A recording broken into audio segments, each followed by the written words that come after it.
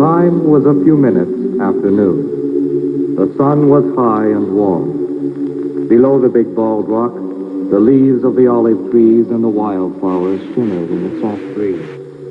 Coveys of little swifts darted across the rock and down into the garden below, there to peck for food and to keep a wary eye on man. At the first murmur from the crowd, they took flight. The executioner laid the crossbeam behind Jesus and brought him to the ground quickly by grasping his arm and pulling him backward. As soon as Jesus fell, the beam was fitted under the back of his neck, and on each side, soldiers quickly knelt on the inside of the elbow. Jesus gave no resistance and said nothing, but he groaned as he fell on the back of his head, and the thorns pressed against his torn scalp. Once begun, the matter was done quickly and efficiently. The executioner wore an apron with pockets. He placed 2 5-inch nails between his teeth, and hammer in hand, knelt beside the right arm. The soldier whose knee rested on the inside of the elbow held the forearm flat to the board. With his right hand, the executioner probed the wrist of Jesus to find the little hollow spot. When he found it, he took one of the square-cut iron nails from his teeth and held it against the spot, directly behind where the so-called lifeline ends. Then he raised the hammer over the nail head and brought it down with force. At the foot of the hill, John held Mary's head against his bosom, both to comfort her and so that she could not see. Among the spectators, many turned away. Some cried, some prayed aloud. Some walked away toward the Geneth gate. The executioner jumped across the body to the other wrist. As soon as he was satisfied that the condemned man could not, in struggling, pull himself loose and perhaps fall forward off the cross, he brought both of his arms upward rapidly. This was the signal to lift the crossbeam. 2 soldiers grabbed each side of the crossbeam and lifted. As they pulled up, they dragged Jesus by the wrist. With every breath, he groaned. When the soldiers reached the upright, the 4 of them began to lift the crossbeam higher until the feet of Jesus were off the ground. The body must have writhed with pain. The 4 men pushed upward until the mortise hole was over the upright. The 2 thieves who had been watching turned away. The silent one found his voice again and began to pray in murmurs. The other one cried and appealed to the 4 guards around him that this was all a mistake as far as he was concerned. One high priest looked at another and said that this was a very poor example of a Messiah. In his time, he had seen better. When the crossbeam was set firmly, the executioner reached up and set the board which listed the name of prisoner and the crime. Then he knelt before the cross. 2 soldiers hurried to help, and each one took hold of a leg at the calf. The ritual was to nail the right foot over the left, and this was probably the most difficult part of the work. If the feet were pulled downward and nailed close to the foot of the cross, the prisoner always died quickly. The Romans learned to push the feet upward on the cross so that the condemned man could lean on the nails and stretch himself upward. Jesus was crucified. He faced the holy city for the last time. To the watching crowd in front, death appeared to come slowly astride the shoulders of fatigue. The 4 wounds in themselves were not fatal, but the constant pain forced the dying men to move in agony. His arms were now in a V position, and Jesus became conscious of 2 unendurable circumstances. The first was that the pain in his wrists was beyond bearing, and that muscle cramps knotted his forearms and upper arms and the pads of his shoulders. The second was that his pectoral muscles at the sides of his chest were momentarily paralyzed. This induced in him an involuntary panic, for he found that while he could draw air into his lungs, he was powerless to exhale. At once, Jesus raised himself on his bleeding feet. As the weight of his body came down on the insteps, the single nail pressed hard against the top of the wound. Slowly, steadily, Jesus was forced to raise himself higher until, for the moment, his head hid the sign which told of his crime. When his shoulders were on a level with his hands, breathing was rapid and easier. Like the other two, he fought the pain in his feet in order to breathe rapidly for a few moments.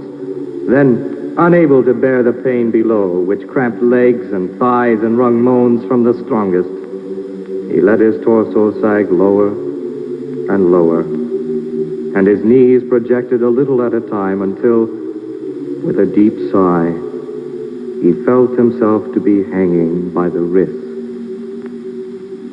And this process must have been repeated again and again. The elders could not refrain from pouring some scorn onto the pain. "Help yourself if you are the Son of God, and come down from the cross." There was no reply from the cross. Caiaphas sneered as he said loudly, "He helped others. He cannot help himself." Others in the small select group of priests joined in the cry, "He is the King of Judea. Let him this instant come down from the cross, and we will believe in him. He trusts in God. Let God deliver him if he cares for him. Did he not say, 'I am the Son of God'?" Better than anyone, Jesus knew the imminence of death. He could have willed himself to die at any time. But he wanted to show his love for mankind by suffering in extremis, and he had not reached this point. In severe and unremitting pain, it required a strong will to keep from dying. Jesus drew himself up on the cross so that he could speak. He clenched his teeth against the pain until his knees were straight again and he could breathe. Then, in an economy of words, he said, "Mother, behold your son." And Mary looked at John. Jesus looked steadily at John and said, "Son, behold your mother." John the Apostle fastened his arm around Mary a little tighter. He looked up into the eyes of his Messiah and nodded. He understood. They turned and walked back to the others. This was a tragic moment for the Son of Man. He watched the back of his mother, her head covered with the cornered veil which hung down to the waist, as she retreated from him with the arm of John where he wished his could be. The eyes of Jesus misted, and the pain of dying faded for a moment in the face of a greater ache. The Galilean was close to death. For a time he hung down, and the vision of his loved ones in the wall of the city and the high priest dimmed before his eyes. The dusk deepened, and Jesus felt the chill shock of the imminence of death. He struggled valiantly for another breath and pulled himself upon his wrist to stop his vision of the world from fading. When he reached the top, he panted and looked again at the world of men. "Eli, Eli, lema sabachthani? My God, why hast thou forsaken me?" The voice was so loud that some of the spectators thought he had called Elias the prophet. "This man is calling for Elias," one said in wonderment. Another said, "Let us see whether Elias is coming to help him." But Jesus had not called the prophet. He had called his Father. And in his agony, which had not reached the point where the human nervous system will refuse to accept more and short-circuits itself into unconsciousness, Jesus prayed these words of the psalm. Now, at the end, Jesus again pulled himself up to the top of his cross. Again he spoke. "Father, into your hands I commit my spirit." One of the soldiers came around to the front of the cross to take another look. Then he went back. back and lay down on the rock. From Jesus' lungs came a final cry. "It is finished." The body sagged on the cross. Jesus willed himself to die. A sound went through the air as though a herd of animals had stampeded underground.